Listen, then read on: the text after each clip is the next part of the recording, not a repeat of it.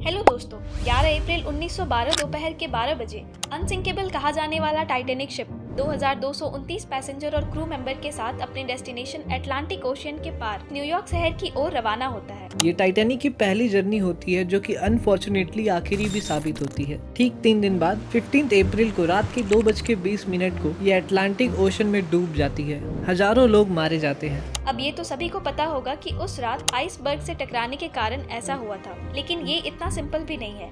Titanic को unsinkable किसी reason से कहा जाता था। आइए इस वीडियो में जानते हैं इस अनफॉर्चुनेट इवेंट को। Let's start.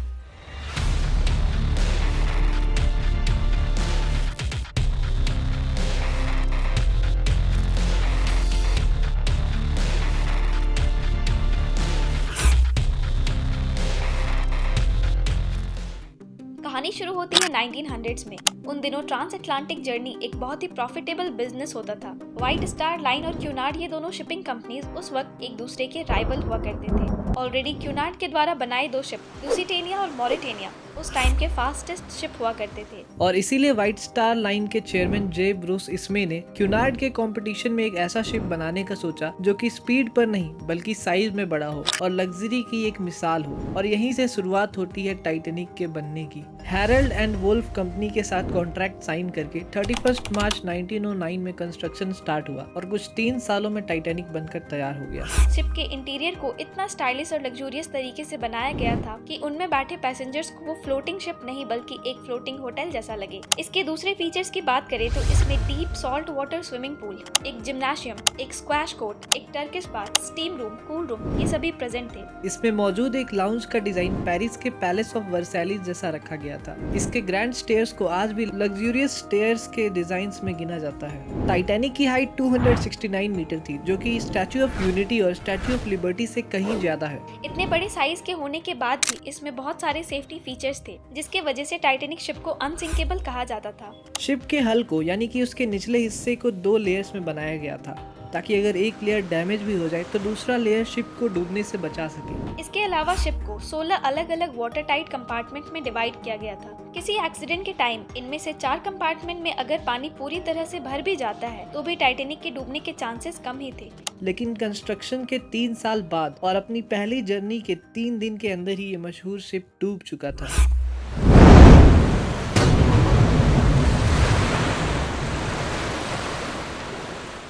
टाइटैनिक ने अपनी 3 दिन की जर्नी की शुरुआत की थी क्वींस टाउन से न्यूयॉर्क के लिए। इस जर्नी के दौरान इसे अटलांटिक ओशन में बहुत सारे आइसबर्ग्स के होने की वार्निंग मिले थे, लेकिन शिप के कैप्टन एडवर्ड स्मिथ ने उन्हें इग्नोर किया था। ऐसा इसलिए क्योंकि ये टाइटैनिक की पहली जर्नी थी और कैप्टन स्मिथ नहीं चाहते थे कि टाइटैनिक के न्यूयॉर्क पहुंचने में थोड़ा भी डिले हो। इसलिए इन वार्निंग्स के बाद भी टाइटैनिक को अपने फुल स्पीड में कंटिन्यू करने के ऑर्डर्स दिए जाते हैं। 14 अप्रैल 1912 अब अंधेरा हो चुका था और ये एक मूनलेस नाइट था। इसके अलावा ठंड के वजह से ओशन में विजिबिलिटी ऐसे भी कम ही थी। शिप को आइसबर्ग के लास्ट वार्निंग्स मिलने के 2 घंटे बाद रात के करीब 11:40 को फ्रेडरिक फ्लीट नाम के एक आदमी को टाइटैनिक के ठीक आगे एक आइसबर्ग दिखाई देता है, जो उससे केवल 500 मीटर की दूरी पर था। वो तुरंत डेक ऑफिसर विलियम मोरडॉक को इन्फॉर्म करते हैं इस बारे में। अब इतने ज्यादा स्पीड में और इतने कम टाइम में टाइटैनिक जैसे बड़े शिप का डायरेक्शन चेंज करना बहुत ही मुश्किल था। लेकिन विलियम द्वारा तुरंत ही शिप को लेफ्ट टर्न करने और इंजन को रिवर्स करने के ऑर्डर्स दिए जाते हैं, लेकिन ऑलरेडी बहुत देर हो चुकी होती है और शिप का स्टारबोर्ड साइड यानी कि राइट के आगे का हिस्सा जाकर आइसबर्ग से टकरा जाता है। 16 में से 5 वाटर टाइट कंपार्टमेंट बुरी तरह से डैमेज हो जाते हैं और इनमें तेजी से पानी भरने लगता है। धीरे धीरे दूसरे कंपार्टमेंट में भी पानी भरने लगता है और टाइटैनिक के आगे का हिस्सा डूबने लगता है। इस टाइम पर यह क्लियर हो चुका था कि टाइटैनिक अब डूबने वाला है, क्योंकि ऑलरेडी 4 से ज्यादा कंपार्टमेंट में पानी भर चुका था। कैप्टन स्मिथ आसपास के सभी शिप्स को रेडियो सिग्नल द्वारा इमरजेंसी मैसेज भेजने का ऑर्डर देते हैं। इन मैसेजेस को रिसीव किया जाता है 2 शिप्स के द्वारा, आरएमएस कारपेथिया और एसएस बिर्मा। एसएस बिर्मा के रेडियो ऑपरेटर एस्टिमेट करते हैं कि टाइटैनिक के पास पहुंचने में उन्हें सुबह के 6 बज जाएंगे, तो वो इस मैसेज को इग्नोर करके आगे बढ़ने का डिसीजन लेते हैं। हालांकि रेडियो मैसेज मिलते ही आरएमएस कारपेथिया तुरंत ही अपना शिप टर्न कर लेता है टाइटैनिक की ओर। सोर्सेज के अकॉर्डिंग वहां से केवल 6 माइल्स की दूरी पर ही एसएस कैलिफोर्नियन नाम का एक शिप मौजूद था, जिसने आखिरी बार टाइटैनिक को आइसबर्ग्स की वार्निंग दी थी। पर उनका वायरलेस ऑपरेटर का रेडियो बंद होने के कारण टाइटैनिक के इमरजेंसी रेडियो मैसेजेस उन तक नहीं पहुंच पा रहे थे। क्रू मेंबर्स ने हेल्प के लिए फायर फ्लेयर्स भी लॉन्च किया, लेकिन इसको भी एसएस कैलिफोर्नियन शिप के क्रू मेंबर्स ने अमीरों की पार्टी कहकर इग्नोर कर दिया। 2000 से ज्यादा लोग अपनी जान बचाने के लिए इधर उधर भागते हैं, लाइफ बोट की तरफ जाते हैं, लेकिन इतने बड़े टाइटैनिक में केवल 20 लाइफ बोट्स ही थी, जिनसे शिप में मौजूद सिर्फ आधे लोगों को ही बचाया जा सकता था। ओरिजिनल डिजाइन्स के अकॉर्डिंग इसमें 64 लाइफ बोट्स रखे जाने थे, लेकिन द अनसिंकेबल के ओनर जे ब्रूस इसमे ने बाकी बोट्स को हटवा दिया था, यह कहकर कि इससे टाइटैनिक और भी सुंदर लगेगा। इन लाइफ बोट्स को इस पर्पस के लिए नहीं बनाया गया था कि ये शिप में फंसे लोगों को कोस्ट तक ले जाए, क्योंकि टाइटैनिक को तो पहले से ही अनसिंकेबल माना जाता था। वहाँ प्रेजेंट सभी लाइफ बोट्स की कैपेसिटी केवल इतनी ही थी कि उनमें बैठे लोगों को दूसरे रेस्क्यू शिप तक ले जा सके।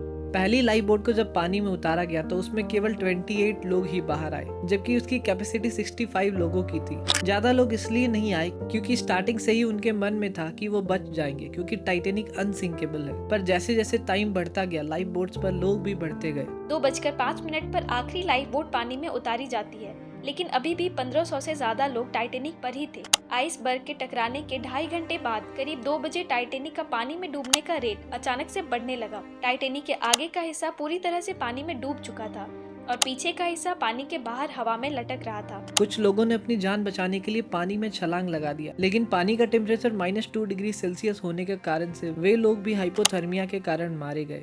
2:18 पर टाइटैनिक से लास्ट रेडियो मैसेज भेजा जाता है, जो कि आधे में ही रुक जाता है। 2:20 टाइटैनिक 2 हिस्सों में टूट जाता है और कुछ ही समय में डूब जाता है। समुद्र में किसी तरह से जिंदा बचे 5 लोगों को लाइफ बोट्स में सेव कर लिया जाता है, जबकि अभी भी लाइफ बोट्स में 500 लोगों की जगह बाकी रहती है।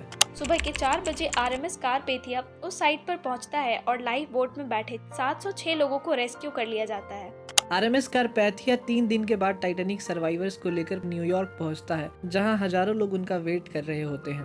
1 सितंबर 1985, करीब 73 साल बाद इस रैक को फ्रेंच अमेरिका के जॉइंट एक्सपीडिशन ने न्यू फाउंडलैंड के साउथ कोस्ट में डिस्कवर किया। आज के टाइम की बात करें तो टाइटैनिक रैक 1250 फीट यानी लगभग 3800 मीटर की गहराई पर है। टाइटैनिक 2 बड़े पार्ट्स में टूटकर अलग हुआ था। अभी ये दोनों पार्ट एक दूसरे से 600 मीटर की दूरी पर है। इसके बोक के पार्ट को अभी भी उसके प्रिजर्व्ड इंटीरियर के कारण रिकॉग्नाइज किया जा सकता है, लेकिन स्टर्न जो शिप का बैक पोर्शन होता है वो पूरी तरह से डैमेज हो चुका है। टाइटैनिक के बारे में सुनना और बताना जितना ही इंटरेस्टिंग और फैसिनेटिंग लगता है, इसकी रियलिटी उतनी ही दर्द भरी है। वी होप आपको ये वीडियो अच्छा लगा होगा। ऐसे ही इंटरेस्टिंग टॉपिक को आप इस राइट वाले वीडियो पर क्लिक करके देख सकते हैं।